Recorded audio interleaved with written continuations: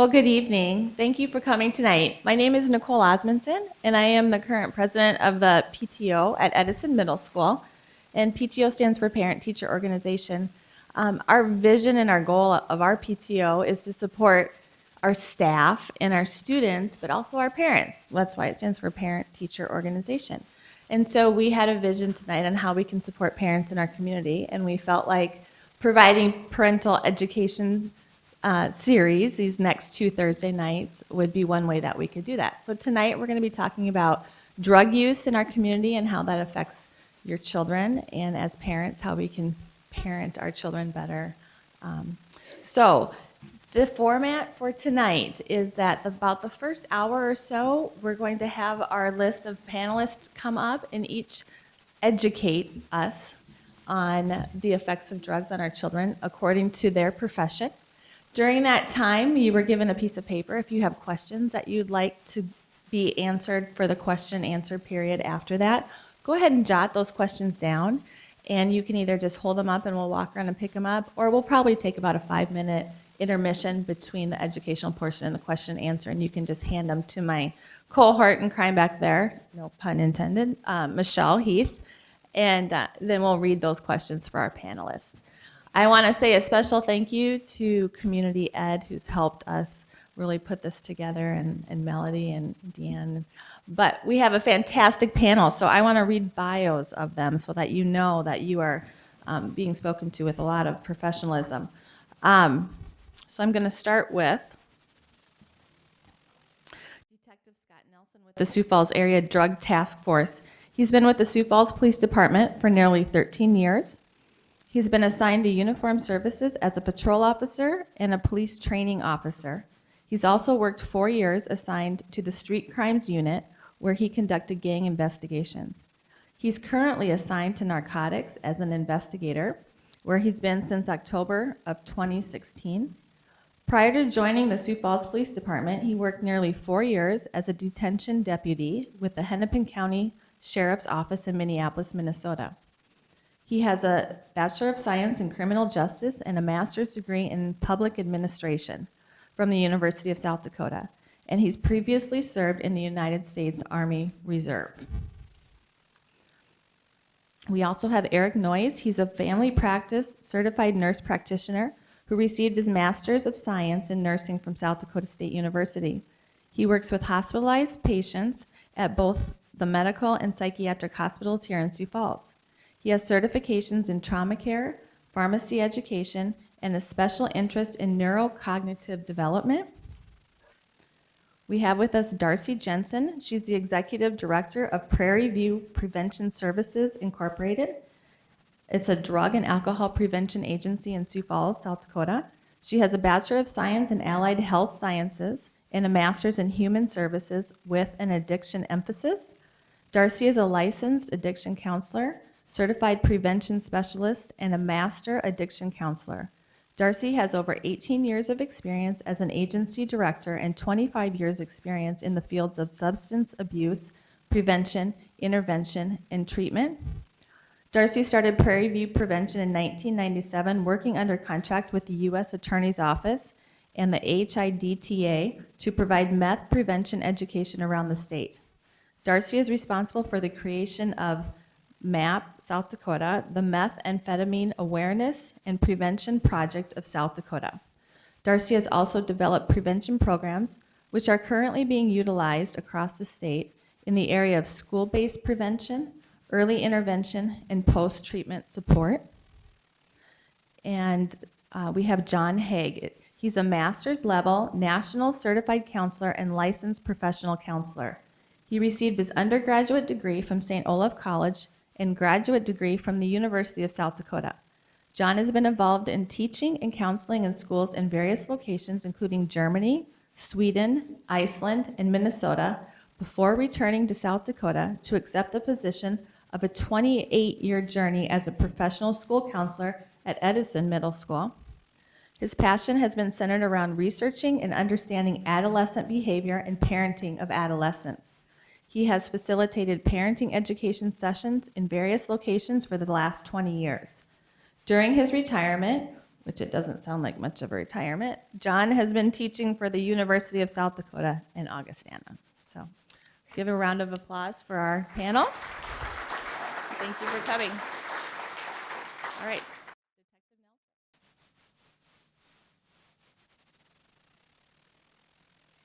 Good evening. Thanks for coming. Again, I'm Detective Nelson. We're going to kind of breeze through this. I've got a relatively short presentation, but I'm going to talk a little bit about what it is that we do with the task force in Sioux Falls and surrounding areas, out in Lincoln County, Minnehaha County, outside the city limits. We'll talk about that. We'll talk about drugs that we see in Sioux Falls, some of the trends we're seeing with the increase in methamphetamine use and abuse. And of course, some of the different opiate type drugs that we're seeing in Sioux Falls now, a lot more heroin and stuff than we did many years ago. And I'll try and do it very, very quickly so we can get to some of these other folks. Basically what I do, obviously, it shouldn't be a surprise to anybody, is I investigate drug-related crimes. But along with that, guns, we do liquor stings. I'm responsible for dismantling clan labs for methamphetamine, that kind of thing. So really our focus right now and the biggest problem we're seeing is with the controlled substances, methamphetamine, heroin, that kind of thing. But of course, along with those, a lot of cash involved, weapons, prostitution, you name it.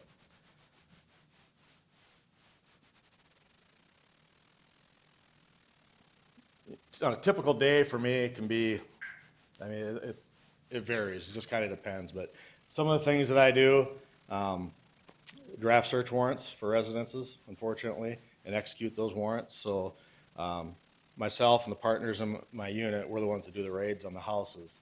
We do the investigations, watch the houses, watch the people, follow people around all hours of the night, document all this activity, put together the affidavits, present it to a judge, get it signed, and we go hit those doors.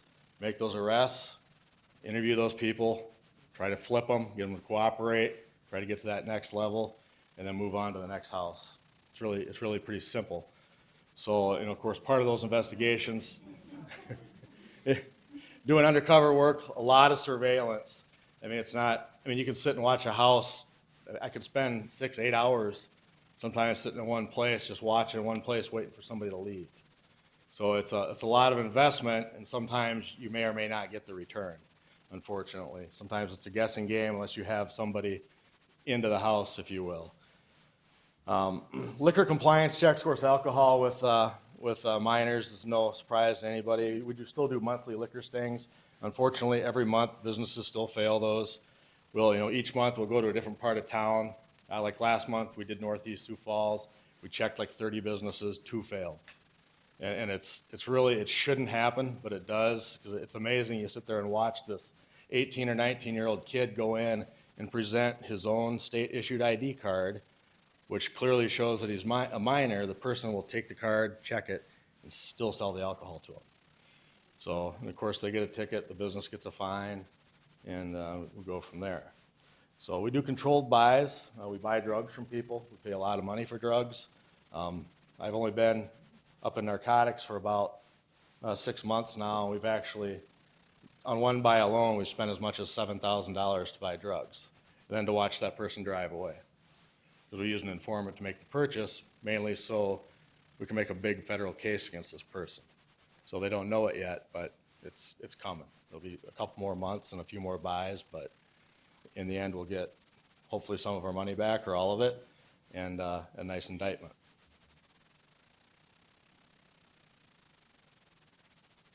Some of the training, real briefly, that I've been to or still have to go to: basic narcotics agent with a DEA, clan lab school. That's going into these labs and safely dismantling them so we don't have an explosion, that kind of thing. Tactical entry schools for clan labs. So you may have an active lab, you may have a warrant for the house, but you still have to make entry into that house, and you don't know if there's weapons and that kind of thing. So you have to hit these doors with all this lab gear on, tanks and stuff, but still doing the raid. So you've got guns and that kind of thing. It can be kind of complicated. Marijuana grow investigations. Those are dangerous. We wear a lot of the same types of gear for marijuana grows as we do for meth labs, believe it or not. Because this theory that it's a plant that's grown in the ground, that's a big misconception. The vast majority of our marijuana is coming from the Colorado area, It's grown in a lab. It's not growing out in the field. It's grown in a lab somewhere. They use chemicals to grow the stuff. It's just not, it's not our parents' marijuana, if you will. This idea of, it used to be you might get 3%, 5% at the most THC out of marijuana. Now we're talking about 25%, 30%, 35% THC. It's pretty high-grade stuff, very, very expensive, a lot of money involved in it.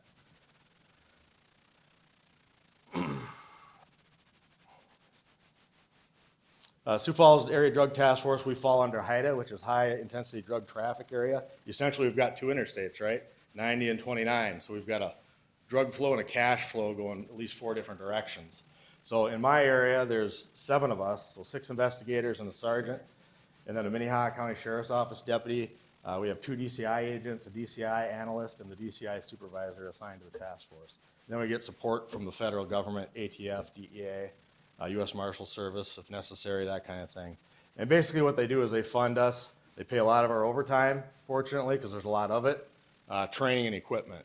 And that stuff's very, very expensive. It's hard for the city to come up that, to send us all these schools, to pay for airlines and hotel rooms and stuff. But fortunately, HIDA pays for a lot of that for us. These are just some statistics from a couple of years ago. Total operations over 2 years for us, 722. An operation can be something as complicated as executing a search warrant, or something as minor as doing what we would call like a buy bust, where we buy drugs from somebody and then we immediately bust them, that kind of thing. So 722 of those in 2 years. Street value of the drugs seized, over $5 million. U.S. currency, nearly $1 million. Marijuana, 350 pounds. Meth, 30 pounds. And you guys can read the rest, I guess. A lot of prescription medication out there. And then 2016.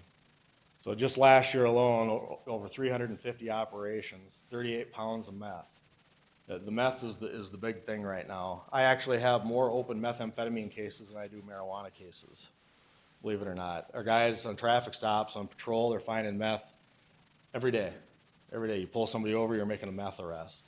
Even more common than marijuana, believe it or not. It's so cheap and so readily available, it's just ridiculous. It's just gotten out of control.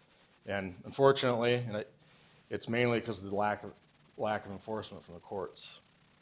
Senate Bill 70 a couple years ago, I'm a firm believer. I'm not sure that did us many favors other than keeping people out of jail. The problem is they're out of jail, they're still using. And obviously it's an addiction issue. There's no hiding that fact.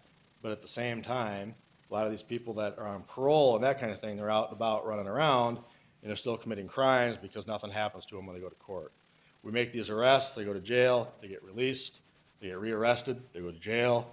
I mean, I've got a gal right now that's been arrested, I believe, 4 times in the last 3 months. These are all felony arrests, and she's still out running around. Now, obviously, she has addiction issues and needs some help. That's not in dispute, but at the same time, where's the responsibility?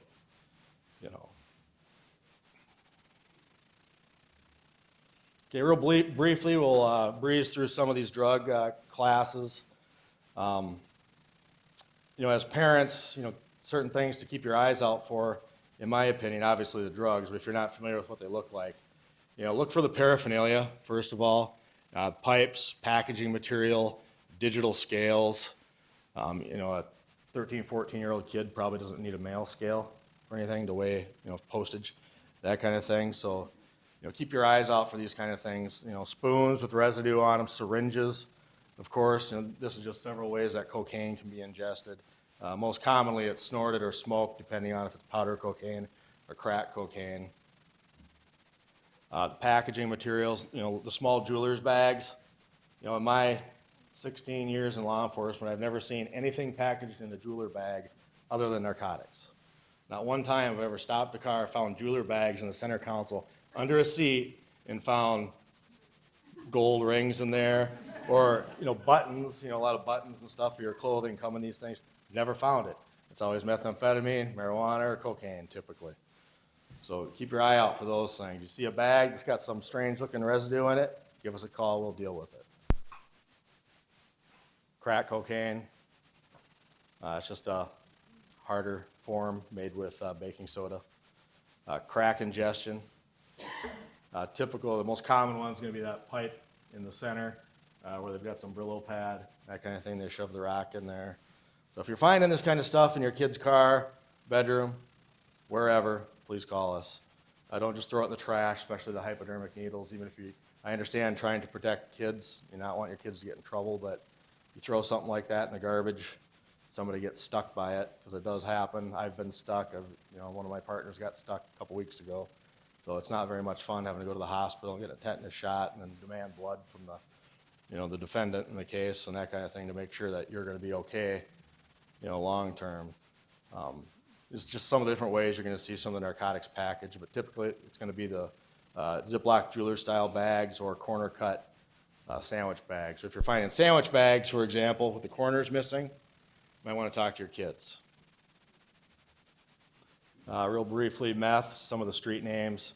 The big thing right now is people aren't calling, I don't see too much of this other than crystal maybe. What they're calling it now in Sioux Falls is dope. You hear somebody talking about dope, they're not talking about weed, they're talking about meth. So it took me a while to get used to that because everybody knows typically marijuana, dope. Dope is meth in Sioux Falls. So most common way, smoking it in a pipe or using a syringe. A lot of times if they can't get a pipe, they'll use a light bulb. And so if you find light bulbs, your regular incandescent light bulbs with the metal end twisted off, probably using it to smoke meth. I just drop it in there, burn the bottom of it with a lighter, and smoke it through the open end. So improvised pipe. Find a lot of those in cars and that kind of thing. Of course, long-term effects is, nobody should be surprised by any of this stuff. Damage to your organs, psychological issues, brain damage, death. So a lot of overdoses, short-term effects, hallucinations is a big one. But people are especially the meth users, they get very, very paranoid. I've got a case right now where a young lady, a couple weeks ago, was arrested at a Walmart here in town. She's the one that called 911. She came out of the store and said that her car was wrapped up in rubber strips. So the officers get there, talk to her. She's obviously not of right mind, figure out she's got a warrant for possession. They arrest her, she got more meth on her. Well, the rubber strip she was referring to was all the weather stripping around her doors. So she basically turned herself in.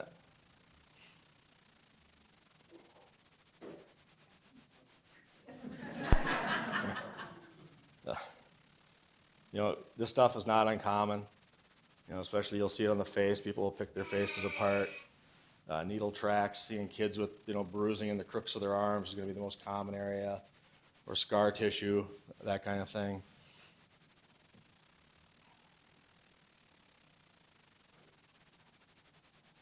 How much time do I got left? I'm sorry. Okay. All right. Sorry. Primarily right now, in fact, in the last, I would say 5 years probably, I haven't seen any meth that was made or manufactured in a lab, like locally. So no one pot meth labs, so we're not seeing any powder methamphetamine. It's all crystal meth, it's all coming from Mexico. A couple of reasons for that. The Mexican cartels aren't moving near as much as marijuana as they used to, because there's no money in it, nobody wants to buy it, because for a marijuana user, for the most part, it's junk.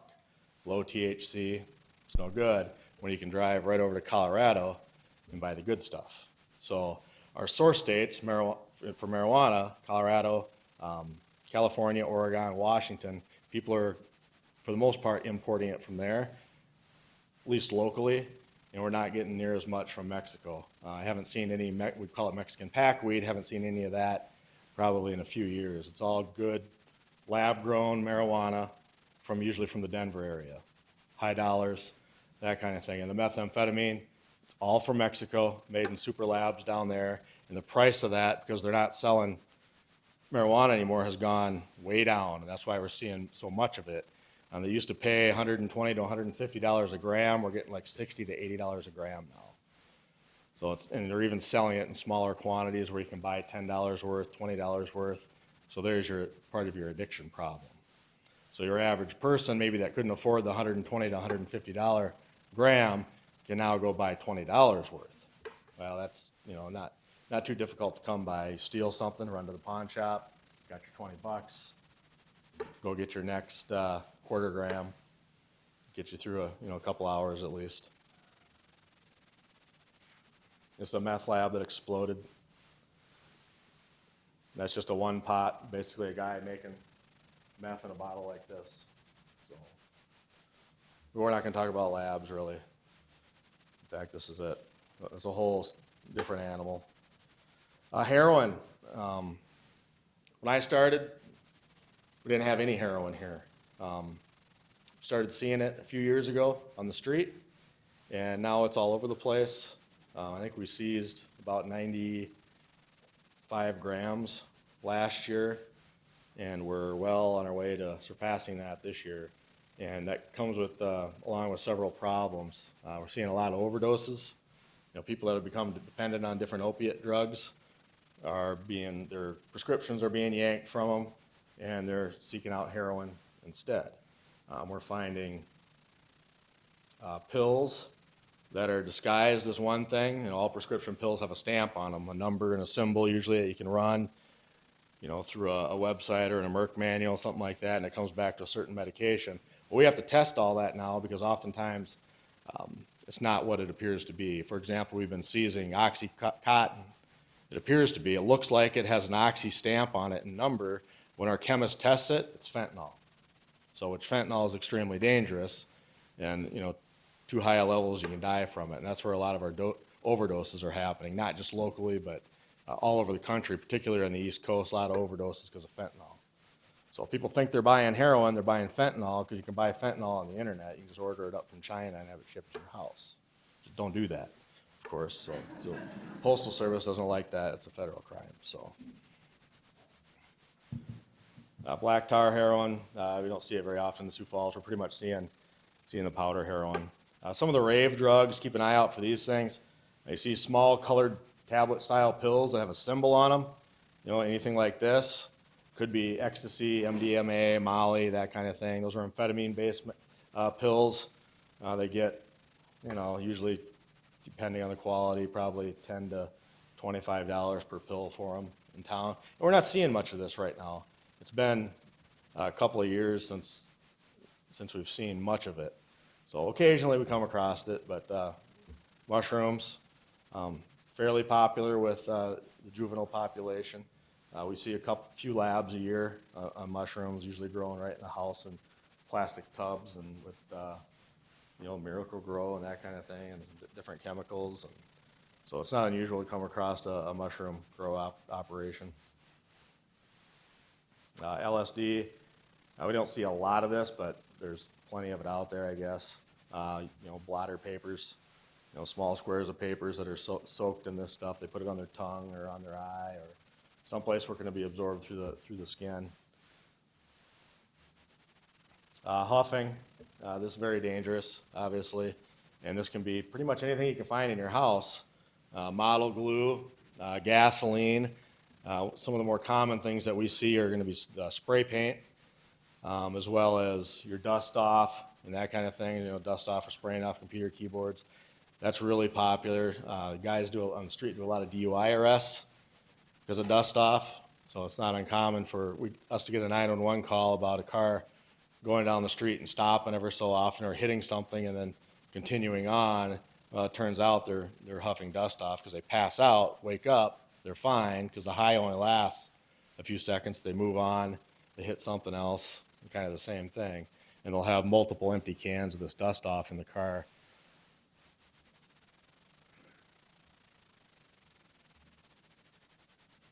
So very, very dangerous.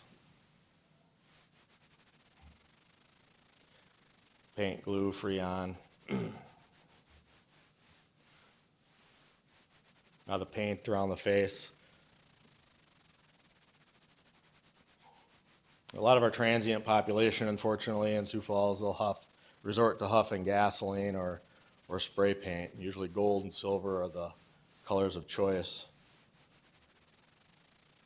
Some of you might have heard of these things: K2, spice, synthetic marijuana, bath salts. K2 is nothing more than a plant that gets sprayed with a controlled substance, that controlled substance can be changed. So we test a lot of this stuff and find out it's some controlled substance that was made in a lab somewhere, and just like getting charged with meth, you get charged with controlled substance. So of course marijuana is the biggest one still, but methamphetamine's catching up, and I'm not going to dive too much into this, but the biggest thing with marijuana is it's high grade, and there's a lot of it and a lot of money in it, and it's very, very dangerous. The misconception is it's harmless. That's BS. We have rips, drug rips on houses that happen every week. You just don't hear about it. And these are usually young people that are selling marijuana, and oftentimes it's their parents' house whose door is getting kicked in the middle of the night, and there's 4 or 5 guys coming in with baseball bats, guns, and that kind of thing, and they're looking for the money and they're looking for the drugs because marijuana is where the money's at. The big money is in marijuana, unfortunately, because you can be hooked on it and smoke it every day, still in function, and still sell it and make a profit. Some of these other drugs, you're not going to probably be a meth addict and be making a whole lot of money at it because you're going to be needing to steal and to support your habit. But marijuana is where the money's at. It's very, very dangerous. A lot of our homicides involving young people the last several years, marijuana is involved. So don't kid yourself if you think that it's a minor crime. It's not. So that is all I have for now. Thank you.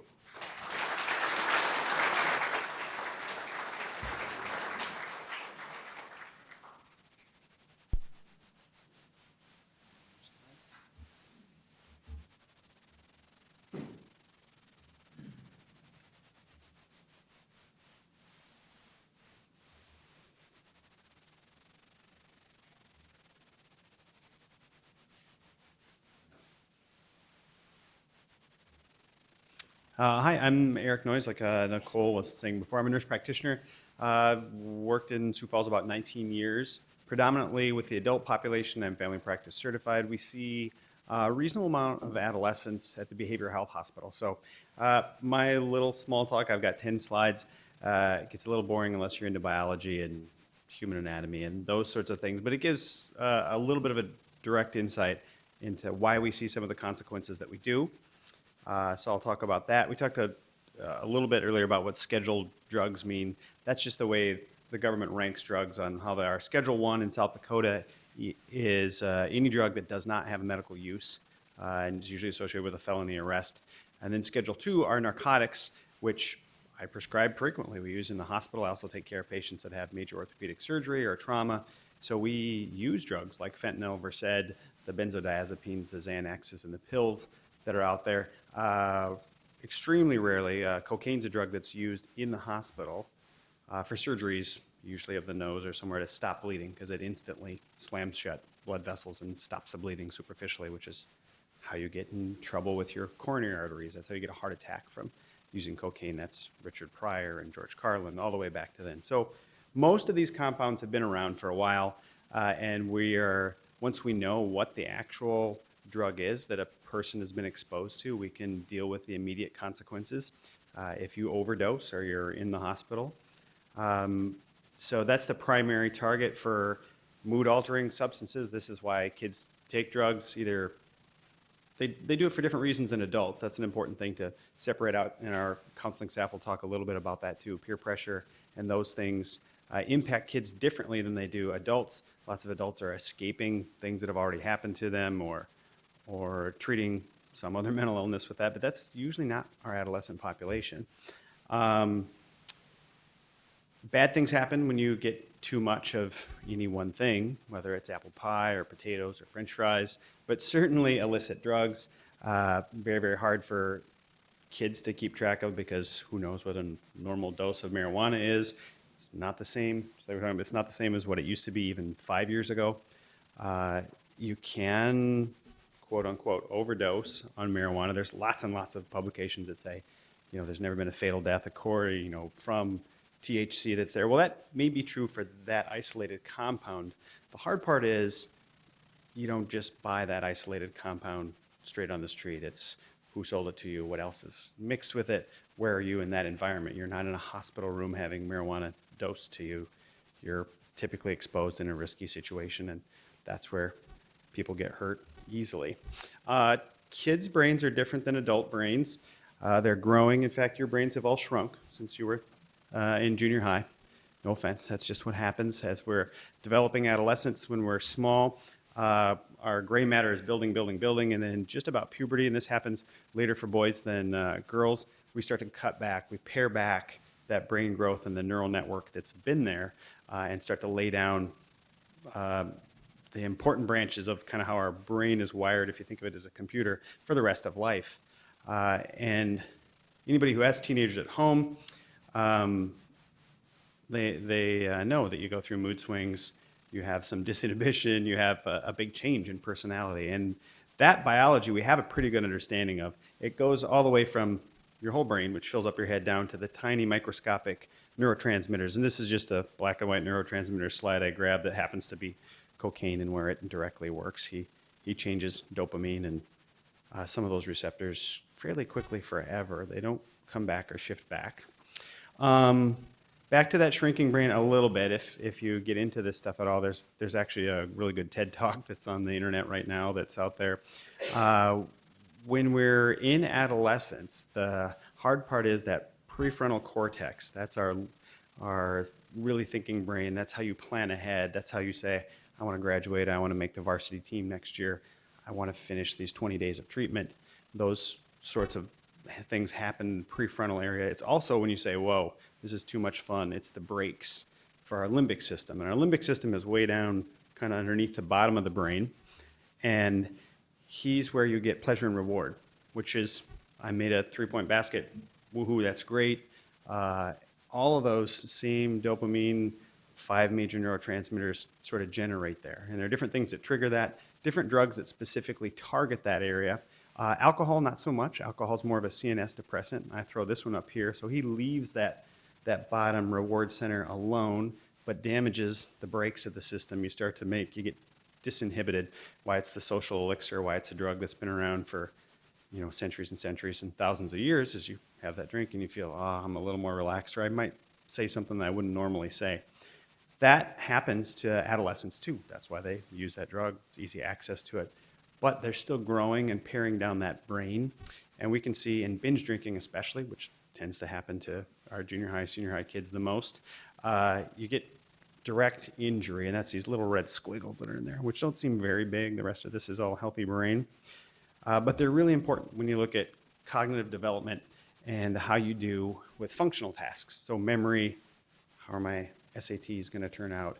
How are these things that are there? And we have a lot better look at that now than we even did 5, 10, 15 years ago. Both UCLA, both coasts, we have technology in town to use it. There's limited software we have in our MRI machines on both the blue and the green hospitals in town. But functional MRI lets you measure which parts of the brain are transmitting which chemicals at what rate. So you can get kind of a little JPEG movie of what part of your brain is working to help you solve this problem.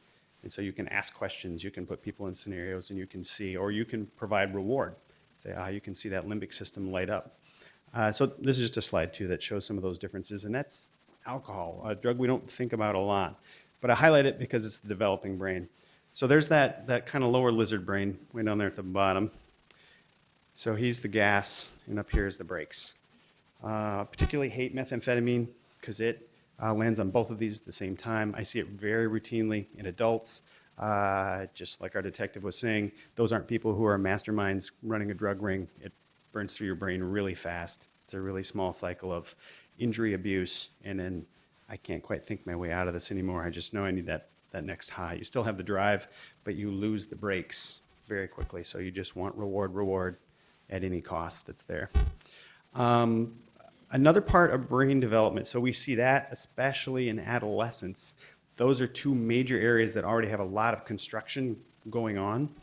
And if you expose them to alcohol, we know it slows that down. Those kids sort of get stuck on pause. We know in not that high a dose of THC, but persistent cannabis users, you may have called them stoners in high school. There's a reason you do that, is because you have delayed thinking, and we can show which parts, spatial perception, how you look across a room, how you answer some specific cognitive tests that are delayed and injured. Now, the hard part, so that's That's the functional things that we know about how alcohol injures that. The trick is, and this is from a trial that had, I think 35, it wasn't rhesus monkeys, I forget the species. So these nice monkeys could develop a methamphetamine habit, and they MRI'd their brain all the way through it. I don't know who gives drugs to monkeys for a living, but someone gets paid to do that as a research scientist. And we can show variability, even within a small group of 30, that not everybody's brain, and those are primate brains, those are the closest you can get, not everybody gets the same amount of injury to your brain.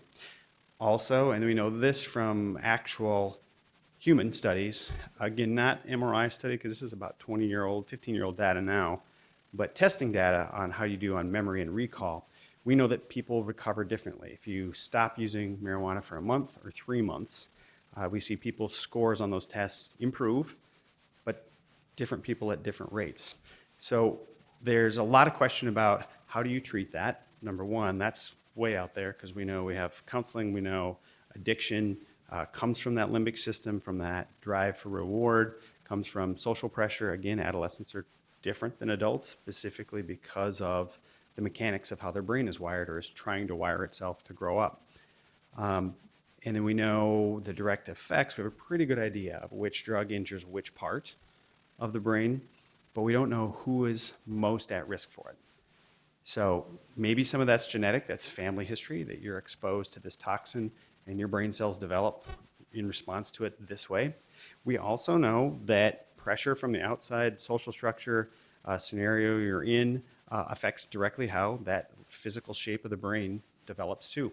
So people who were through the potato famine, people who are starving or are refugees who are under those kind of extreme psychological and physical stresses at the same time also show different changes in those same structures, but much more resilience than a drug injury that starts to look more like a trauma, like my brain is directly injured, or huffing is really brain trauma as opposed to brain receptor changing, because that's just anoxia. You're strangling your brain, you starve all the cells about the same time from oxygen.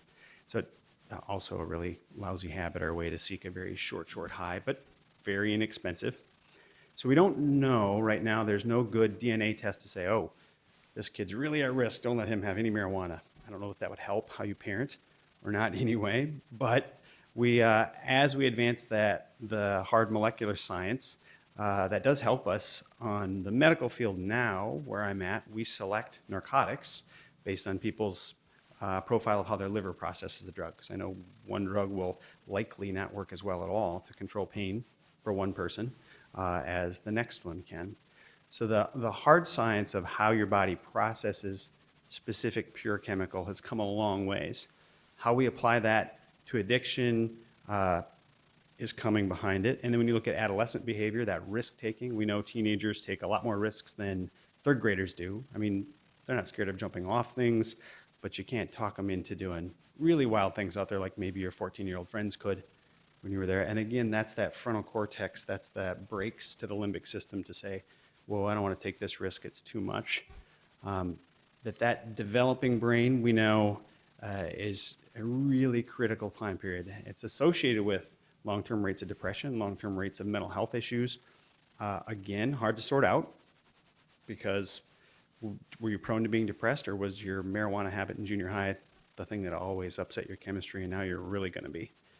So it's a little of column A and column B, but a lot of accumulated physiologic, meaning brain mapping data that is already there. And that's the special thing when we get into legalized marijuana, may it be for pain control or glaucoma or all the things. Those are adult theories, not well studied and dosed indications. Minnesota as a state has really kind of done some smart things to say, how do we dose this drug, let alone how do we control it, but what are the real effects of it? What would it be? Just like any pharmaceutical grade drug undergoes.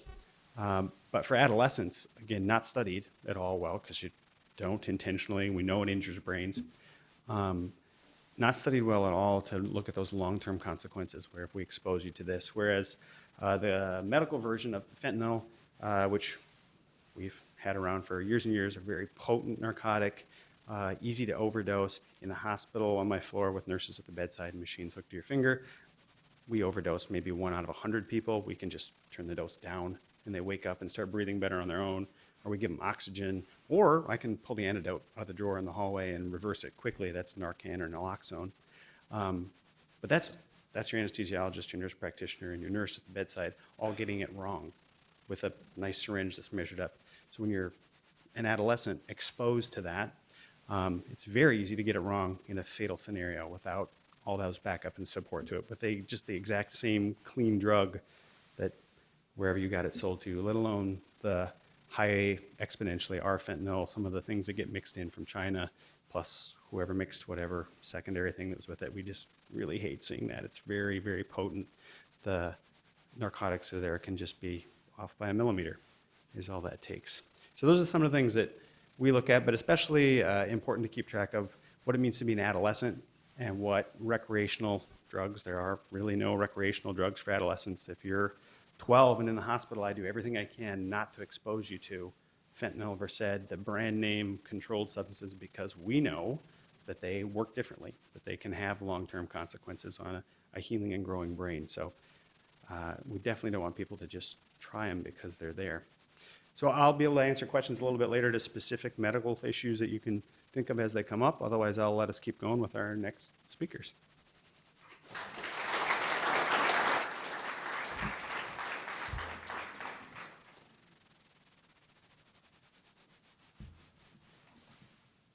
Good evening. I do not have a PowerPoint. I thought there was enough information that if I tried to put it all in a PowerPoint, we'd be here a long time. And I feel like our goal is to get some questions answered, so hopefully we can do that. As I was introduced, I'm Darcy Jensen. I'm the Executive Director of Prairie View Prevention Services. I've worked in the drug and alcohol field for many years. As Nicole was reading, I thought, okay, I'm the old one on the panel. But that's okay. Being a grandma is just fine with me. Our agency, Prairie View, has worked in the Sioux Falls area. We work in the schools. That would include the Sioux Falls schools, the Catholic schools. We also work with kids in Harrisburg, Canton, Lenox, T, so any Lincoln or Minnehaha County school. So when I talk about the kids or my kids, it's a lot of kids. It's not just Edison or just one middle school. Our funding comes from the State Division of Drug and Alcohol and Behavioral Health out of DSS. We currently get some funding from the city, and that's always a year-to-year basis. And the Sioux Falls School District allows us to be in their building and offers us office space, use of computer, and so we have that opportunity then to see kids right in school instead of you having to make an appointment and get them someplace else, which is one thing I think is helpful when we're trying to work with kids and drug alcohol issues. So what are the things we're seeing? My staff works with the kids, and I read the charts and work with those kids also. I would say the drug of choice in the southeast part of the state is marijuana. By far, that is the drug we see the most used and the one that brings the kids to see us because they've gotten in trouble with marijuana. I would say second would be alcohol, and that's always kind of the secondary drug. What I mean by that is oftentimes kids might be drinking and then somebody says, why don't you try this? Or they start out with just alcohol and then somebody brings the meth, somebody brings the heroin, somebody brings the other prescriptions. So we see alcohol as a joining drug oftentimes, and it's a drug that's at the parties, but it's not necessarily the only thing being used. We've really, as a state, done a pretty good job of starting to bring down our alcohol use rate among kids. When I first started, our state had one of the lovely, we were number one. We had 98% of our high school seniors said they had drank alcohol by the time they graduated. We are now down into the 60 percentile as a state. So we've made progress, but that's still not a good thing to know that many kids have been drinking by the time they reach senior high school or graduate. I would say after that, we're really seeing a lot of prescription drugs. And they're not fussy, as long as it's a prescription. Most of the time, it's going to be an opioid, a painkiller. That's what they're looking for, but they certainly will try other things. I just did a presentation last weekend and asked somebody if they knew what lean was. And it's not because you've all been on a diet. Lean is when you're using cough syrup with codeine, and you typically mix it with light colored soda, so that'd be like a 7-Up Fresca. Sometimes kids will put like a Jolly Rancher in to take the taste down, but otherwise they're pouring a good half of the bottle, maybe between 2-3 drinks. What's really dangerous besides drinking the cough syrup with codeine is that oftentimes once the cough syrup's gone, they switch to alcohol. So now we got 2 depressants. So it's really stacking. And so we're seeing that body trying to get rid of the cough syrup with codeine, and it takes your body a while. Your liver's got to get that all out of your system. And then on top of that, they're putting the alcohol. So we see kids really get into trouble fast. If you go to Purple Drank, Lean, Google that, and you'll find there's a whole culture. There's t-shirts you could get. It's a lot of the rappers will use those terms in their songs. So if you listen, you'll hear that. That might be a slang term that you want to kind of take a little look at. Xanax is right now, I think of the charts that have come through my office the last 2 weeks, Xanax has probably been one of the high points of, yes, how many bars am I using? And by bars, if you look at a Xanax tablet, you'll see that there's lines, and they'll cut so they can measure, so-called measure, how many bars they're using, how much they're using.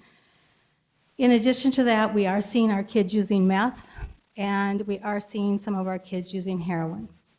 And as I said earlier, I'm the old one. I used to see heroin when I was working the Federal Bureau of Prison clients.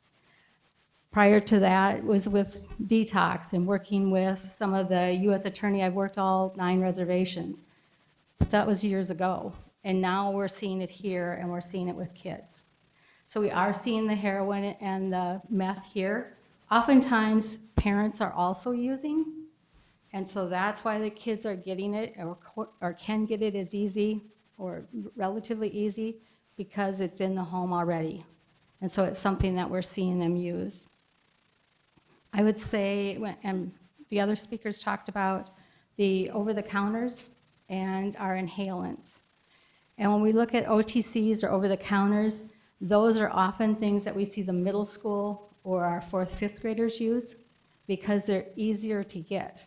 If I'm in high school, I can probably get a prescription drug or figure out how to get a prescription drug pretty easily. But if I'm a middle schooler or a 4th or 5th grader, then I probably am not going to be as savvy. Not that we don't have some savvy kids, but they are the ones that usually are with the OTCs or the inhalants. And when we look at over-the-counter, we oftentimes see that as something that's being shoplifted. But I would certainly monitor what you have in your cupboards and your medicine cabinets and those places.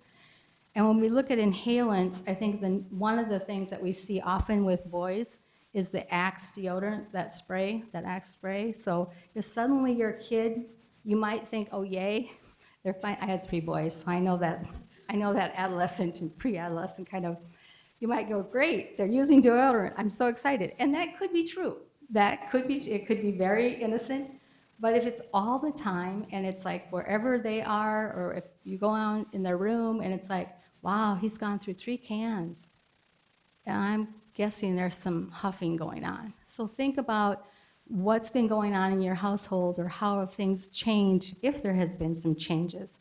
When we look at the meth, and I was going to mention our youth risk behavior surveys, which are done every 2 years, and those are done through 9th through 12th graders, and they do it across the United States. South Dakota has their own youth risk behavior survey.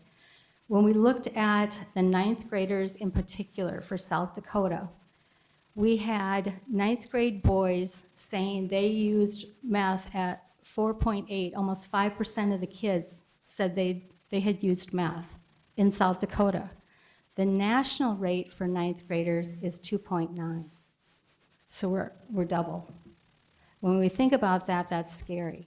When we look at our rates of use for heroin, and we compare South Dakota and the US, we are looking at, if my bifocals work well, in South Dakota we had 2.9, almost 3% of our kids who said they had used heroin. So when we look at that, you might think, well, not in South Dakota or not in Sioux Falls. And it doesn't mean we don't have a good community. It means we just need to be wise about what we're doing and asking our kids questions. When I'm done, I have brochures that I brought on some of the synthetic drugs, on the meth, and it's a few other drugs, and I'll put them in the back. The other thing that our agency does is our Parents Matter, and maybe you've heard recently don't want to get the knock on the door. Sheriff Milstead is doing our radio spot here. I would encourage you to go to our Safe South Dakota website. It has information for you as a parent. How do I make contact? How do I talk to my kids? What do I do? And I'll have some of the brochures and talking points back there, which has the website on, so you can write it down if you want, but it'll be in the back. And really knowing that parents need to, it's an ongoing conversation. It's not a one-time, now I've had that conversation, oh great, now I can go on to something else. You need to get comfortable with it and have it often. It's just like when your kids were learning to cross the street. You didn't tell them once or walk them once across the street and say, okay, now you know how to do this, I'm done.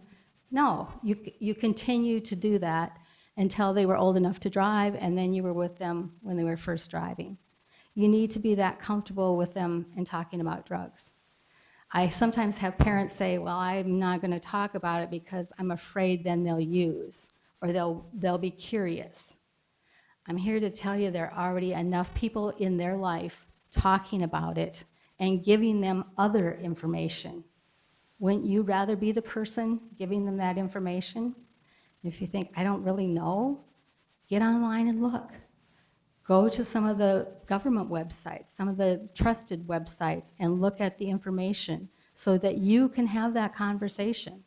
And it should be a conversation, not a lecture. Because if you begin to lecture, what happens? All of you that are parents, they're gone.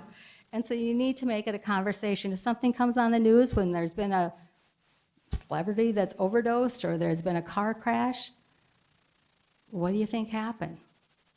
What would happen if that were your friends? Do you think anybody in your school has ever done that? Start to ask those questions and listen. Listen for what those answers are. That's the important part, is really listening, because that will give you clues on what you might need to be doing as a parent. The drugs and alcohol are here, and they've been here for a long time. But it's how we deal with them as a parent, as a grandparent, as a community, as a school, that makes a difference.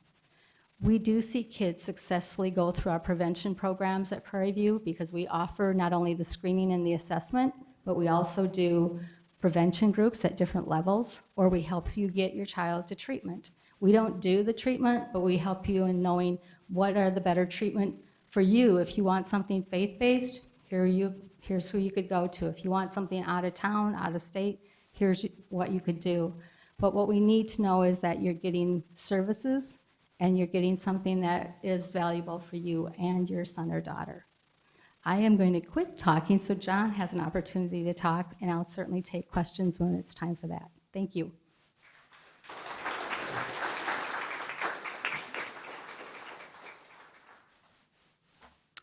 Darcy, believe me, you're not the oldest one here. I got to get out of here somehow.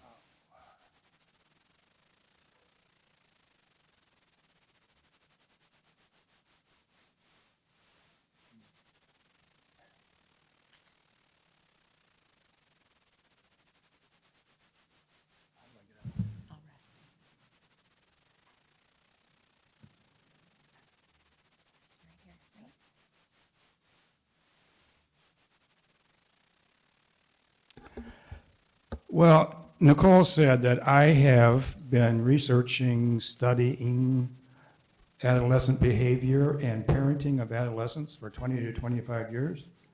I've taught adolescent development at Augie on different occasions.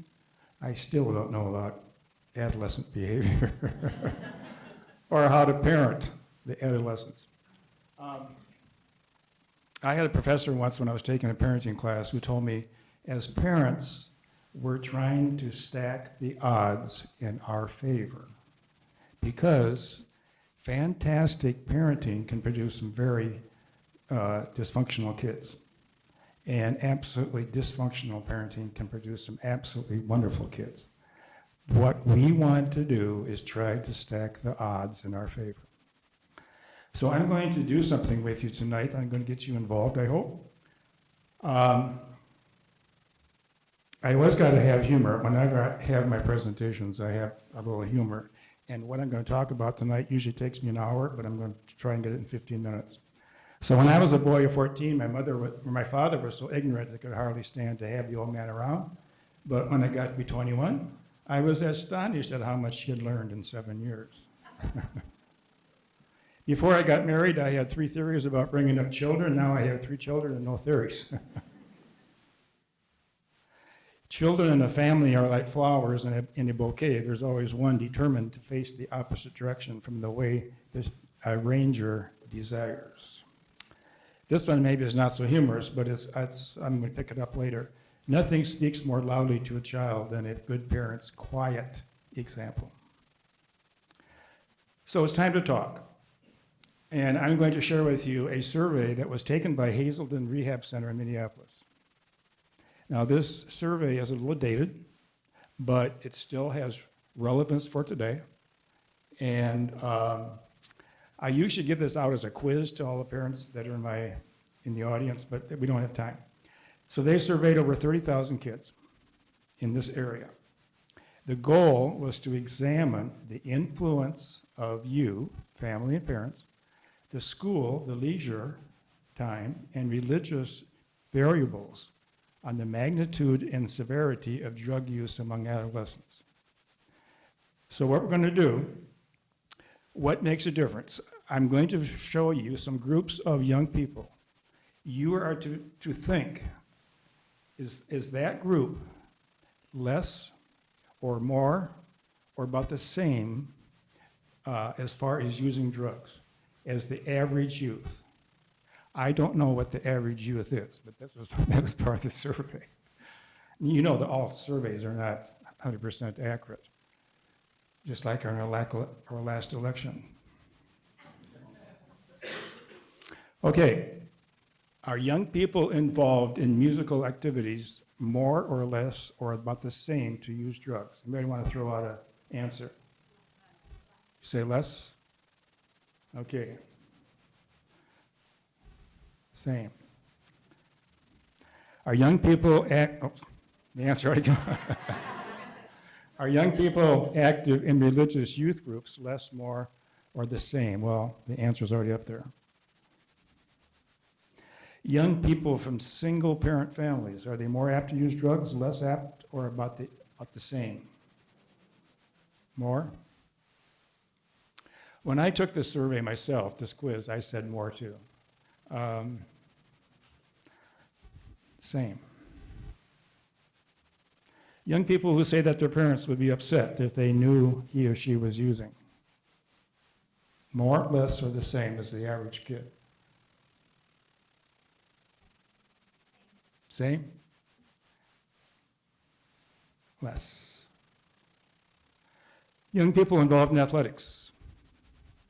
More, same, or less? I hear people mumbling. I can't hear you. More different answers. The same. Now, as I said, this survey was given a few years ago, and I think this may have changed now because of the use right now of steroids with our young athletes and with performance-enhancing drugs that are becoming so widely used in our culture with our obsession with sports and so forth in athletics. So that one may have changed since this was given. Young people who spend many evenings a week out for fun. More? Young people who work for pay. Less? Pay? More, less? The answer is the same. Young people with clear educational goals. They know where they want to go to college. They know what they want to do. Less. Got that one. Young people who report being comfortable when talking with their parents. Darcy mentioned some of this. The same. Young people with a larger than average amount of spending money. More. Young people who value religion as important. Obviously, that's less. Young people with highly educated parents. You would, well, it's the same. It doesn't make any difference the economic level of the parent. It's the same. Okay, you have told me, or I guess I've gotten out of you, that these are the two that kids would most likely use drugs. The young people who spend many evenings a week out for fun, and young people with a larger than average amount of spending money. Which of those two do you think is the most likely to use drugs? According to the survey of 30,000 kids. First one? First one's correct. Young people who spend many evenings a week out for fun are the ones that are most likely to use drugs, followed by the second one. So we have said that these are the ones, kids, that are least likely to use drugs. Which one is the one that is most least likely to use drugs? Education goals over here. Anybody else want to take a stab?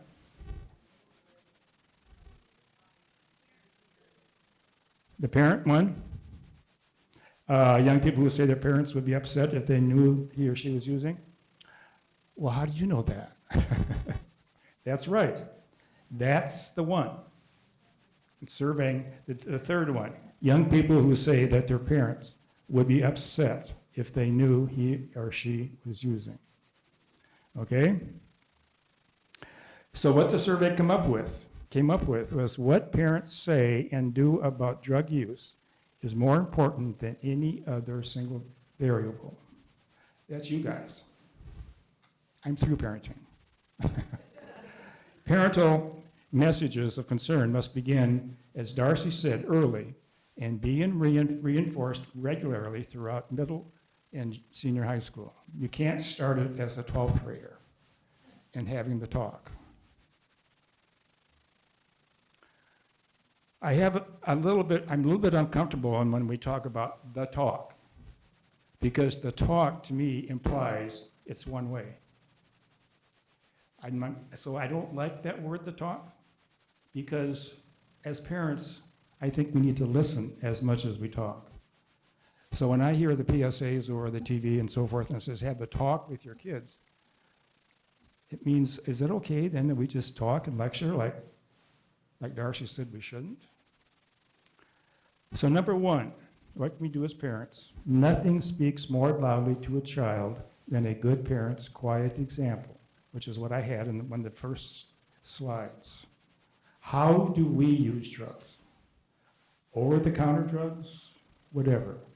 Our kids are like sponges, and they are looking at us as role models, especially if they're early middle school, late elementary, and they are seeing what you do.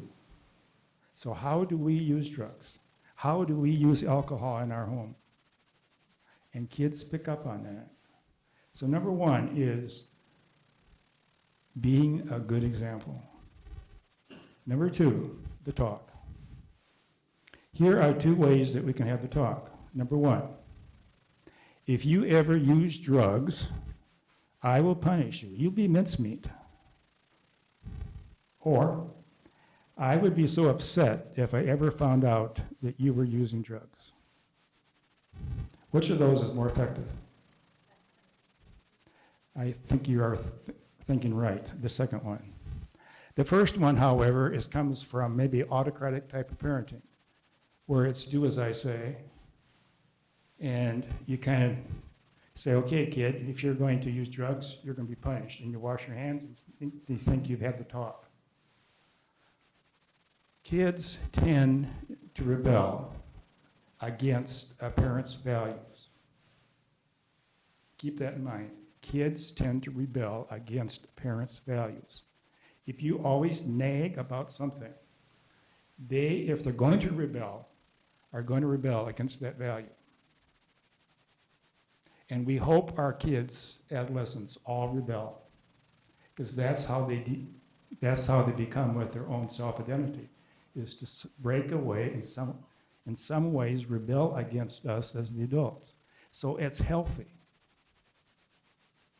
But if you're going to nag about something, my father nagged at me every single day about, if you ever use cigarettes, I'll punish you. Guess what I did to rebel? Smoke cigarettes. All right? So this also means that we don't, as adults, like to be told what not to do, right?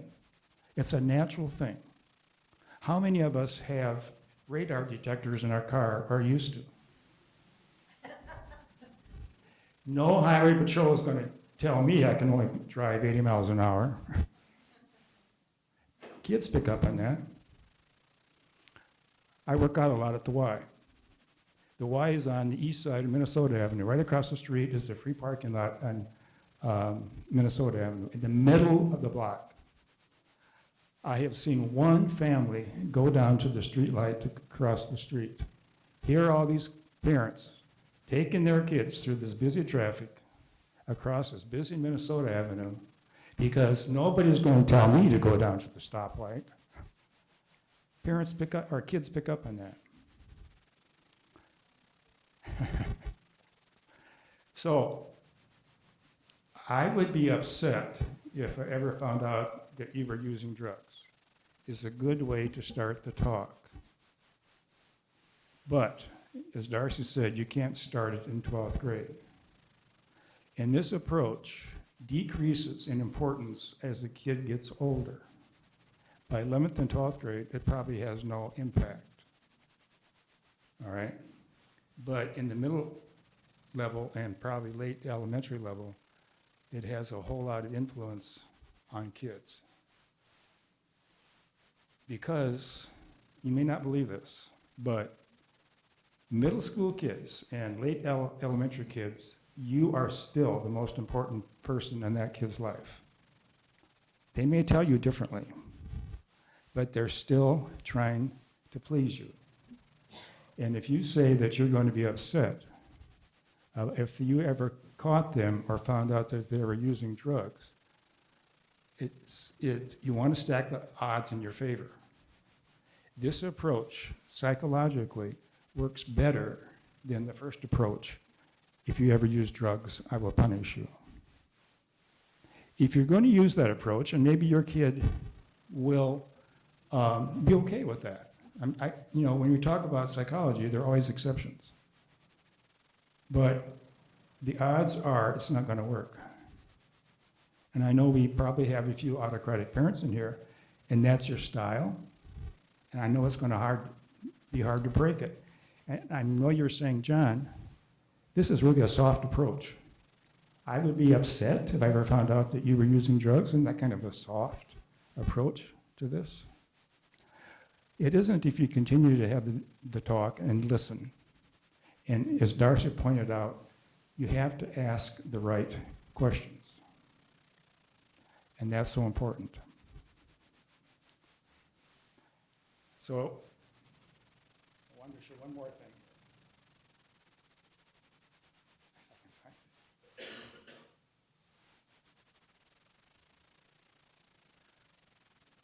I'm also a firm believer in the use of contracts. And I don't know who this guy is up there, but I happen to get a copy of his contract. When you are dealing with life and death issues, a contract is so important with adolescents. I know that adolescents may not know the value of a contract, if they sign their name to it. A lot of adults don't either. But a contract, number one, it puts it in writing. And as a therapist with kids for many years, I know the more you as a parent can put things in writing, especially with middle school kids and up, the more effective it is. Because they're always going to come back to haunt you with, you didn't say that, or I didn't understand it that way. But if you have it written out, they both sign it, have it someplace where maybe they can even see it, or at least come back to it and talk about it every month or whatever. It's in writing. And usually, it spells out in detail what the consequence is. So you don't have to argue about the consequences of some of their behaviors. This is what's going to happen. And ask the kid, what are some ideas you have for consequences if I caught you using drugs? Kids come up with some good ones. So anyway, the use of contracts, if at all possible. I don't like this one too well, because it says in the first sentence up here, this means that driving privileges may be revoked due to an infraction of the following rules. I don't know what he means by being revoked. Is it for how long? So you got to put stuff in detail. 1, 2, 3, 4, 5. Sit down with your kid and have him or her also put input into that contract. So it's a joint contract with both of you. Okay, I'm done. I want you all going tonight and write a contract.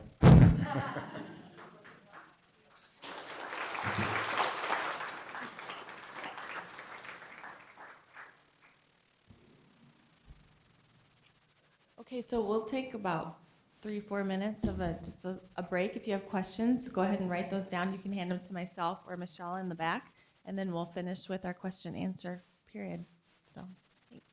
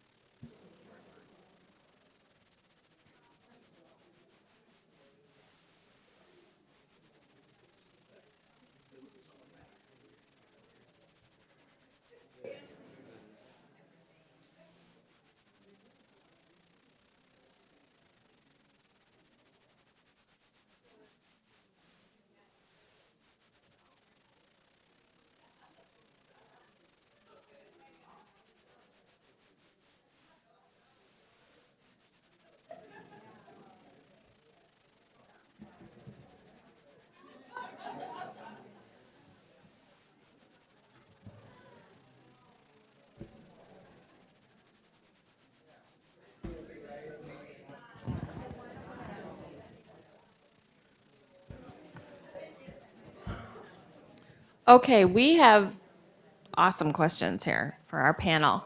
So I'm just going to go ahead and read the question, and then our panel will go ahead and answer if they feel like it's their area of expertise, or if we want more than one to answer the same question. So that would be great. So I'm going to start out with the first question, which is, should we tell our kids about our own past use of drugs and alcohol? And if yes, how detailed should we be?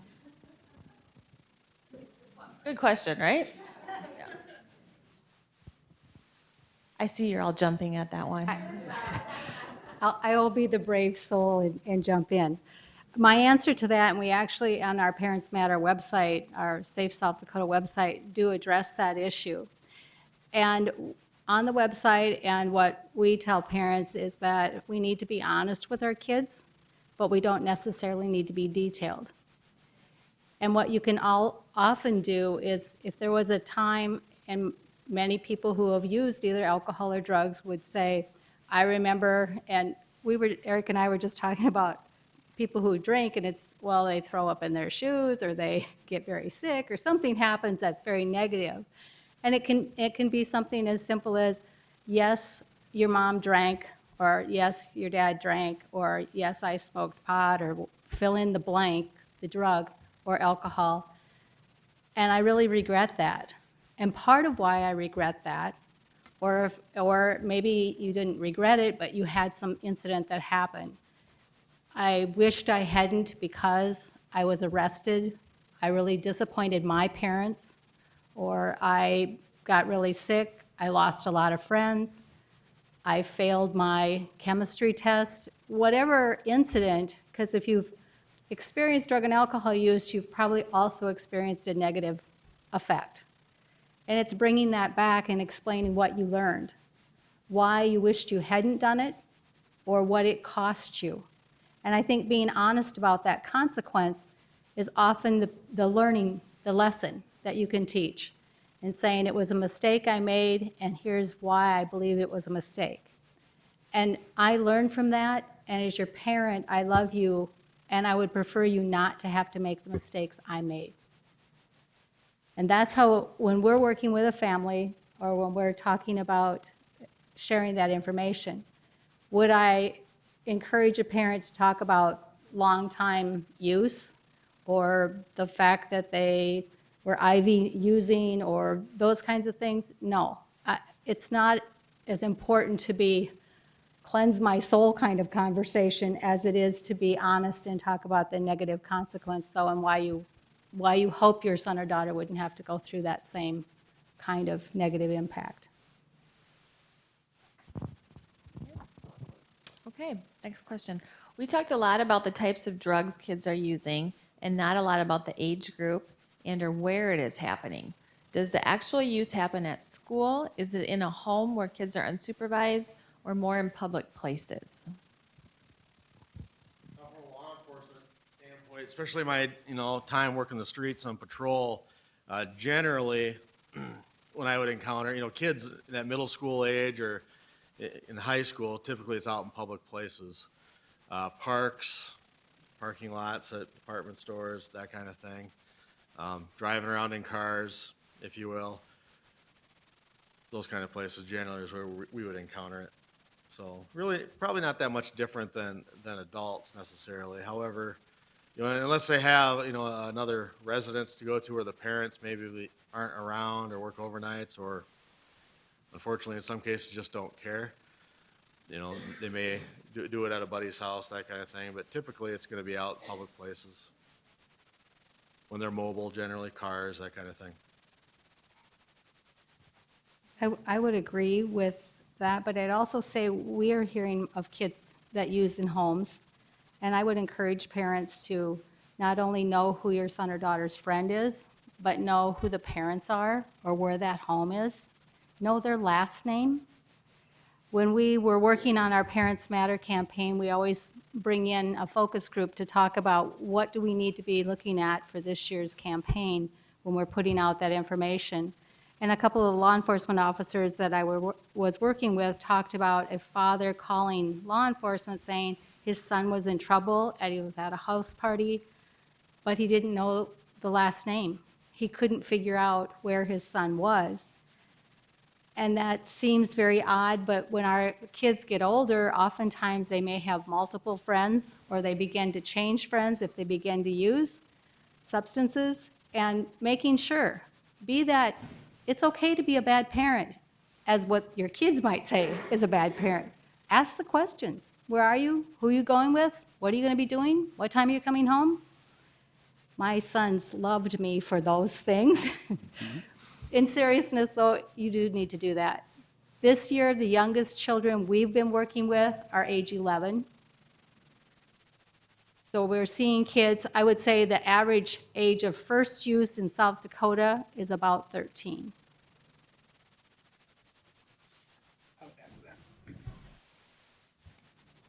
I'm going to put a plug in here for the what we do after school, because in the survey that I just described with you or went over with you, kids who are unsupervised are the kids that tend to get into drug use. Well, we have a huge amount of families in South Dakota who are single parent, and we also have a huge amount of parents in South Dakota who both work. And so after school, there is this thing about being unsupervised. And that's a dangerous time for kids. And not all of us can afford to send our kids into gymnastics and soccer and all those kind of things. So I'm a member of the South Dakota After School Network. And it's a network that tries to encourage, to promote after-school programs. And if you cannot be home, it's so vitally important that you get your kids into after-school programs. And they have them in our schools. The YMCA has them in our schools. I think there is a cost if you can afford it. But there are other outlets out there where you can keep your kids supervised if you're not at home. Now, at night, that's a different matter. But hopefully you're home at night. But after school, those hours right after school are crucial if kids have no supervision at home.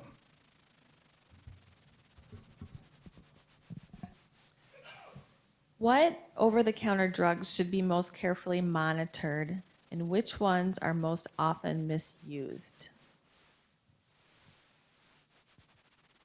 What we're seeing is Robitussin, so robo-tripping is what they would be talking about. We also see Coricidin, they call it triple C, where they're taking Coricidin. The other one that we see is Mucinex. And in fact, with Mucinex, there's a couple websites that you can go to that actually tell you how many boxes of pills or how many pills you need to take to feel certain way, you know, when do I have hallucinations? When do I kind of going through that list? So it's being familiar with some of those kinds of things. Those would be probably the three I would say would be the most often misused, especially with the ones that are in the little bubble packs or strip packs that they can pop them out because they can easily go in and shoplift and pop them out if they're the dollar stores, not any one certain dollar store, but dollar stores oftentimes don't have things behind the counter or on end racks like a Lewis Drug or a Target or someplace that does more monitoring. So in the dollar stores, it's much easier for kids, at least I've seen kids do that, and kids that we're doing our screenings and assessments with will say, well, I can get them there because I can easily go in and pop them out, because then they leave the package there, and all they take is the pills.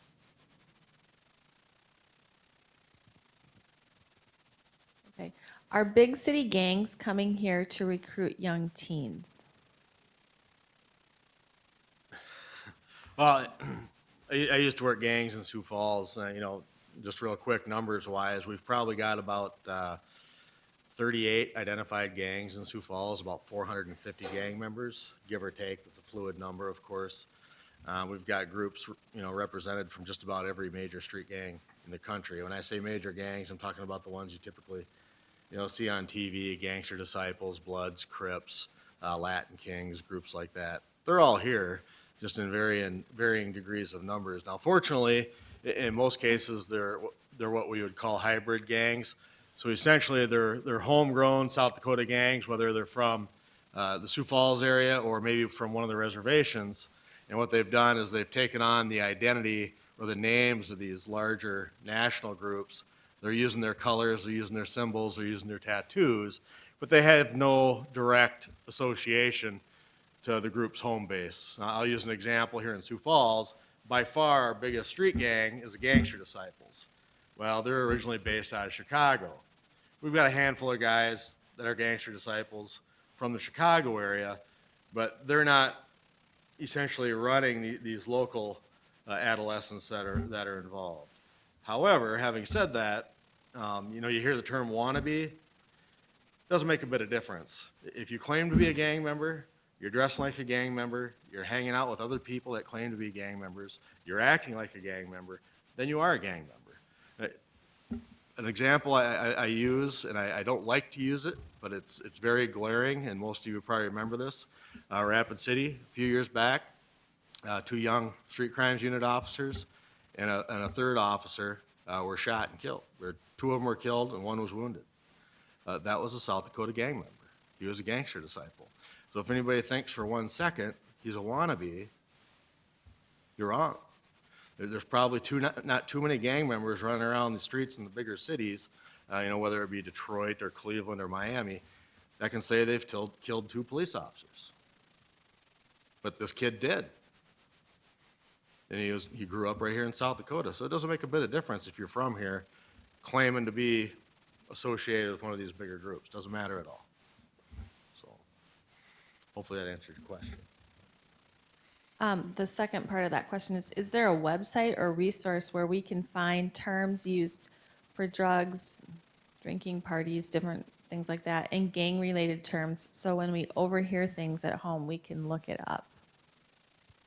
There's a lot of different ones out there. You can pretty much Google about anything and punch in there. Urban Dictionary, just to punch in drug slang, that kind of thing. You'll get a million different lists of things to look at, so you can learn what some of the terminology. I mean, there's so much. I can't begin to. It's like a second language. I know some of it, but there's plenty of it I've never heard before. When I'm interviewing people, I have to ask them. I have to stop sometimes and ask them what they're talking about because I'm not sure. But that's how you learn. You ask. So. How do we decide if we should do room searches and/or drug tests on our children? And if the child has already been caught several times, does that make a difference?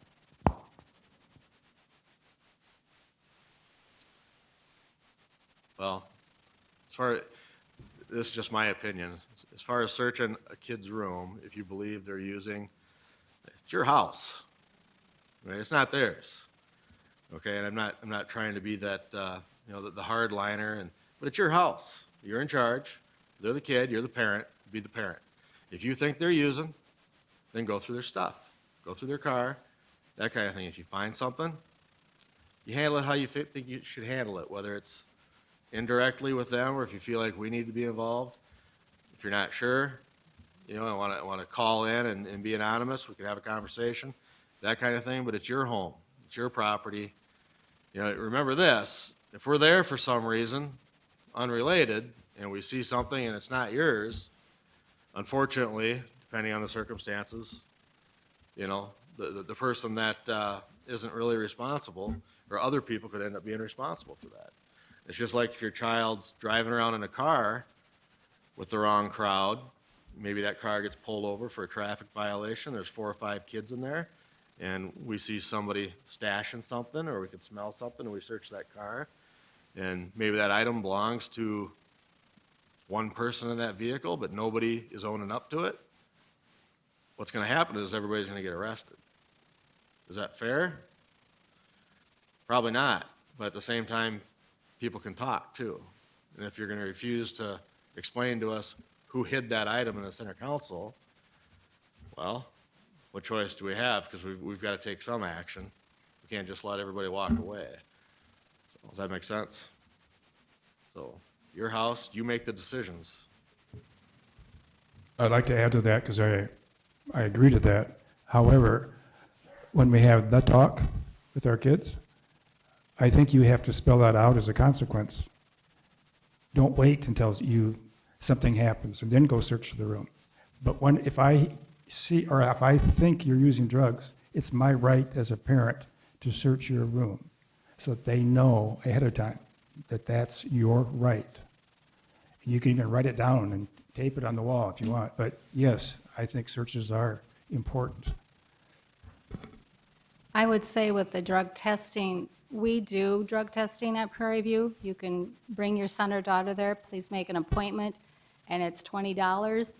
But I will also say this, drug testing is not the consequence. It just tells you what's going on. The consequence still needs to be, what are you as a parent going to do?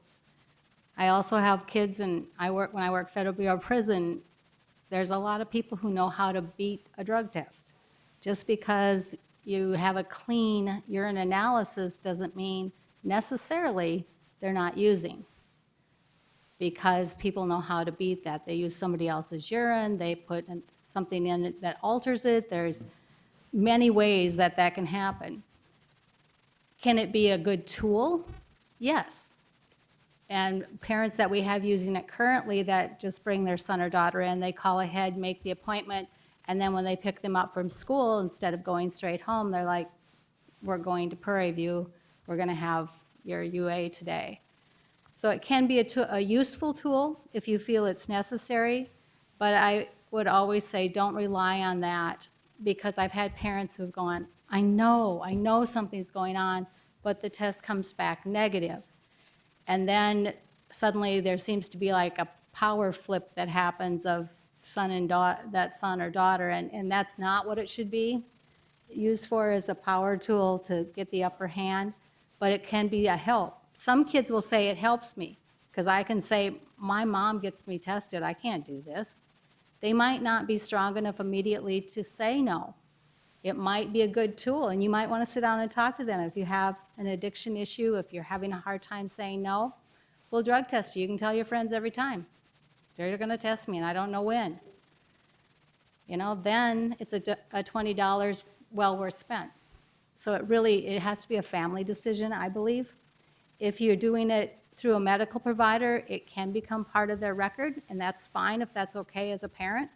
But if you choose not to have it part of their medical record, you might want to choose an alternate source to do that. That's a good point. That was the point I was going to bring up too. And again, the drug test is part of the conversation. If it comes back clean, we've had 3 clean in a row, this is great, well then just a small tool that's part of the ongoing conversation.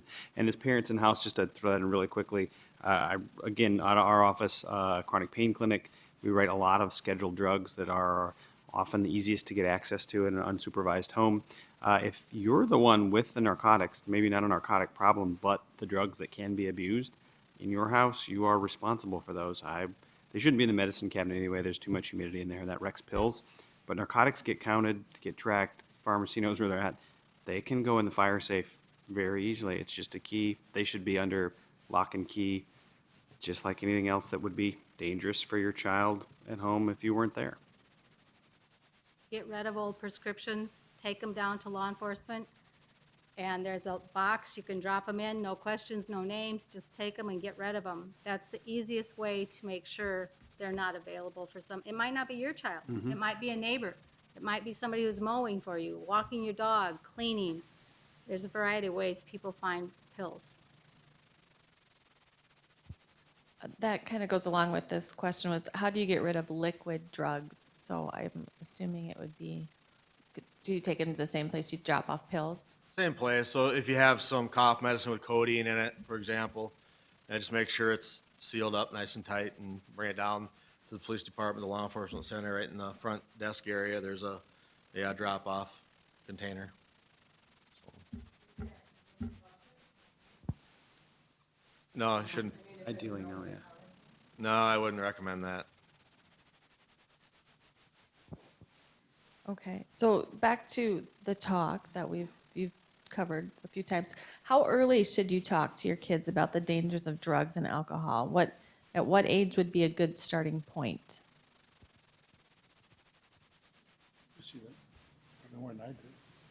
What I tell parents is that elementary is not too early, but you don't necessarily have the same talk as you would with someone who was a middle school student.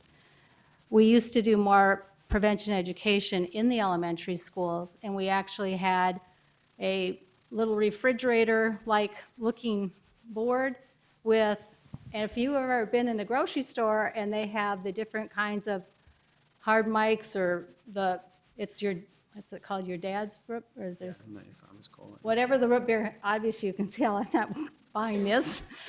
But those different things, if I'm a kid and I now in second grade or first grade and I can open the refrigerator door, do I know what I'm grabbing?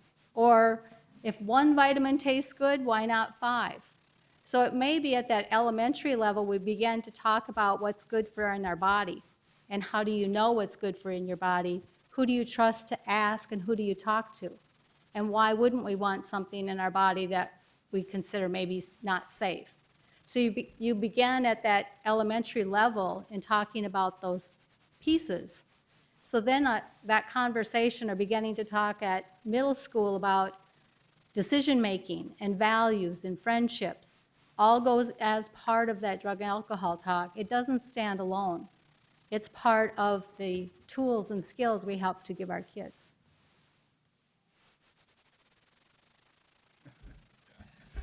I'm going to bring in something completely different.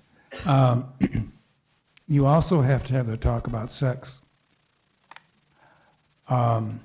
Depending upon how mature your student or your kid is. I've had sixth graders who are sexually active. So those kids should have been talked to long before they come to middle school. However, it depends upon your kid. But it's not too early to have the sex talk in elementary school either, before they get to middle school. That's a whole different topic, I'm sorry.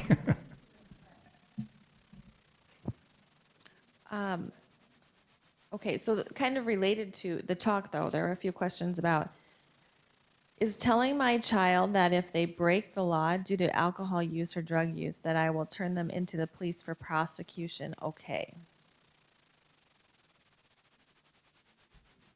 Well, that can be one of the consequences that you write in your contract.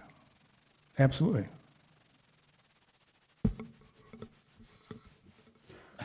We have parents that do that. In fact, we just had a young person this last week whose parent searched her room, found the drugs, called law enforcement, and then she went and picked her daughter up and had her home, and they were waiting for her. That was how she chose to do that. I have also had parents who have argued with me on the phone that the highway patrol should have never had access to the console, and I think we're getting an attorney, and we're fighting this. And some of you are rolling your eyes, and I was too. I'm so glad it was on the phone, because the point really being is, as John mentioned, what are we teaching? If that mom was calling to set up an appointment for her child, but as she did so, she told me how she was handling it in her home, which was really saying it's okay. That was the message I'm sure the child was getting from it. So I think that's important. And then what could be an appropriate way to tell children about their choice of friends? We're really putting you on the spot tonight, aren't we? Well, that's a biggie. And Darcy has mentioned that you should know who your friends of your kids are. I had a mother once who came into me, and she had all of her friends of her kids in a file. Each kid had an index card, each friend, the parent's name, the parent's address, something about the kid, so that she knew exactly every kid that her son brought home or that he was associating with. That's maybe overkill, but I liked it. Sometimes if you think your friends or your kids are hanging around with the wrong friends, you can tell your kid, I'm kind of happy you're hanging around with them because you're going to influence him to have good behavior. So you're affirming your kid. When you start to, again, tell them you cannot hang around with that kid, most of the time, they'll hang around with that kid. So you have to have some acceptance and some confidence in your kid that he or she may change the behavior of that kid you're not terribly enthused about. Again, it's stacking the odds in your favor. But when you start to deny kids something, especially adolescents, they're going to probably do it anyway. Because, as I said, they want to rebel and they want to get back at you, and they're going to rebel at those things that you're nagging about. One of the things we often do is we have kids write down what they do, how they believe they are a good friend. What do they bring to a friendship? We have them write those things down, and then you can kind of slowly turn that. So the people you're with right now, or your friend, you know, do they have any of these talents, these values? Do they do the same things? And sometimes that's enough for the kids to begin to look at it. Is it going to change everything overnight? It's not a magic wand, but it may help them begin to look at those values and what they value as friendship and what they're seeing in that other person. Or if they come home upset with that person, you can start a conversation then. I can understand why you're upset because they lied to you, or they took your sweater, or they, whatever it might be, and begin to have them explore and see for themselves. It's always better if they see it and relay it to you than you to point it out. I think you need to come back next week when we talk about the social media, because that has a big impact on friendships that we see all the time. Okay. How does meth get here from Mexico? Ours? It's the highway. Ours. I mean, the reality of the situation, the cartels down there control everything. And don't think for 1 second we don't have people associated with the cartels in Sioux Falls, because we do. I mean, it literally comes across the border in vehicles, it comes across in backpacks, people on foot, shipping containers, the back of reefer trucks.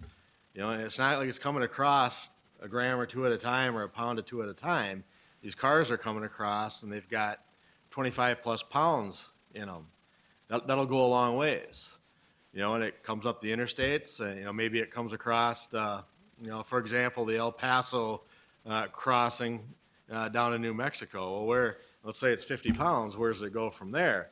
Is it all, you know, going to Las Vegas, let's say, and staying there? Or is it going to Las Vegas and people maybe are tripping from Sioux Falls to that location because they have a source in Vegas that they buy from, that source, the source is in Mexico, and they're going to bring 5 pounds back to Sioux Falls. That's kind of the way it works. So, being naive, just can you walk us through the process of, I have a middle schooler. How would they come in contact with drugs? Well, a low-level dealer. So if I pull a car over, for example, on a Saturday night, and make an arrest, and the person has, let's say they've got 2 grams of methamphetamine on them.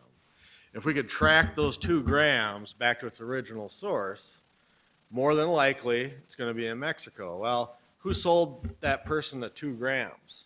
Okay, was it like a 1 gram dealer, or a guy that's selling quarter ounces? Okay, where does that guy live at? The guy that's selling the half ounces. Does he live in Sioux Falls? Maybe he does. Or does he live in Sioux City? Come to Sioux Falls once a week with a quarter pound and sell it, for example. So, I mean, there's a path. I mean, if you could connect the dots, make one of those flow charts with all the people involved, ultimately, your source is probably going to be out of the South. So, in Mexico, more than likely. So, there's you know, dealers that are dealing at all different levels. They're selling, some people are selling grams. Some people are a big enough dealer where they're only selling, you know, ounces or even pounds. So, you know, a good example is there's a article in the paper, I can't remember if it was the Argus Leader or on Kello's website. There's a gentleman that was just sentenced last week in federal court here in Sioux Falls for a drug conspiracy. Well, he's got, I think it was 3 prior felony convictions, And he had his opportunity. I know there's a lot of people screaming, he got a life sentence for distribution of methamphetamine. He had his opportunity to talk. He chose not to. There was a deal on the table for him if he fully cooperated with the federal government. He chose to take his chances and go to federal court and to trial. He lost. So he's done. And in my opinion, I'm okay with that, because when this guy is dealing in excess of 20 pounds, think of how many people's lives that one dealer affected over X number of years. Thousands. So it's time for this person to go away. He should have taken a chance, he should have taken advantage of his one opportunity. He didn't. So, case closed. I want to know how that came from that car to my sister.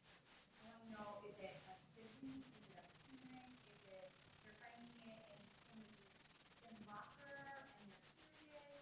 Well, That's what I want to know. I want to know, how is it getting from I mean, I don't care about how companies are Mexico. I know that people follow the stuff and stuff like that. I want to know how it gets to my sister. I want to know how she can. well, he knows somebody. That person knows somebody.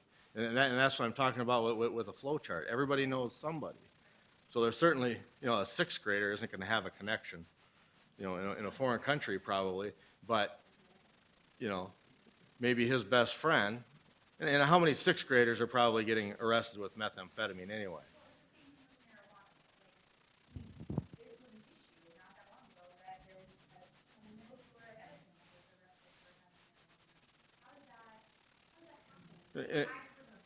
Right, and I don't remember, and I vaguely remember that particular incident, and I believe that came from home. So if we've got a kid in elementary school or middle school that's bringing, depending on what the quantity is of marijuana, for example, to school, we're probably taking a hard look at those parents, because his contacts at that age are going to be pretty minimal. But if we're talking about a 17-year-old kid with transportation, he's got his own car, that's a little different story. I'm in that condition in elementary school. And the word on the street is, like, every year they steal the drugs from their parents when they bring to school, and it happens every year parents will do the cash flow and they'll really care what's happening. So I just gotta be in the know and in the awareness. I think it's kind of the general consensus of most of us. It's just a fear that we have sixth graders that are entering into this giant amorphous of Big, I've got kids in elementary school, so I mean, I know how you feel, and we've got a few years left, but that's a big step from fifth grade, to that middle school age. It's a big step. So even bigger from there to high school. And things only, the things that they're exposed to only get worse, unfortunately. Not better. There's really no good answer for it. Conversation, I agree. Know where your kids are. Keep them busy. Keep them occupied. Give them something to do.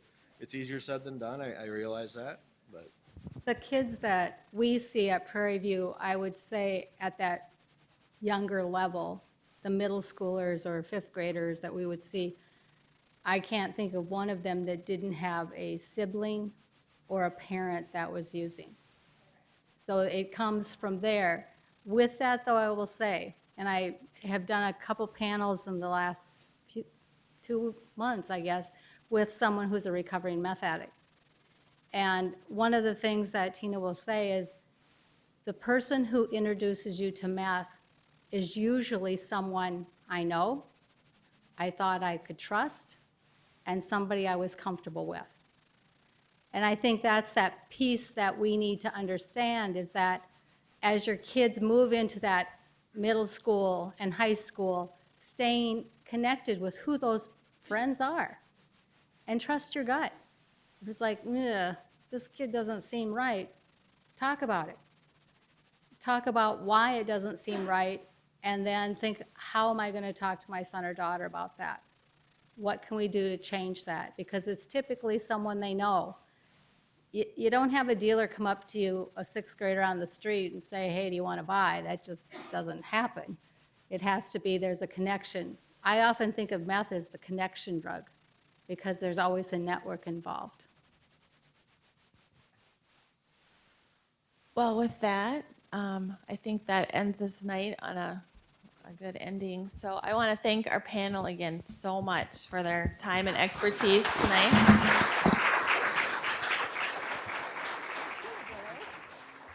And as John mentioned, next week, Thursday evening, we will be covering social media and internet and have a panel for that too. So I hope to see you back next week, and thank you for coming.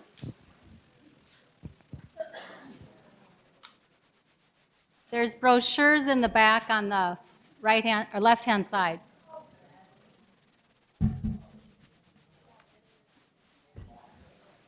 Keep rolling it.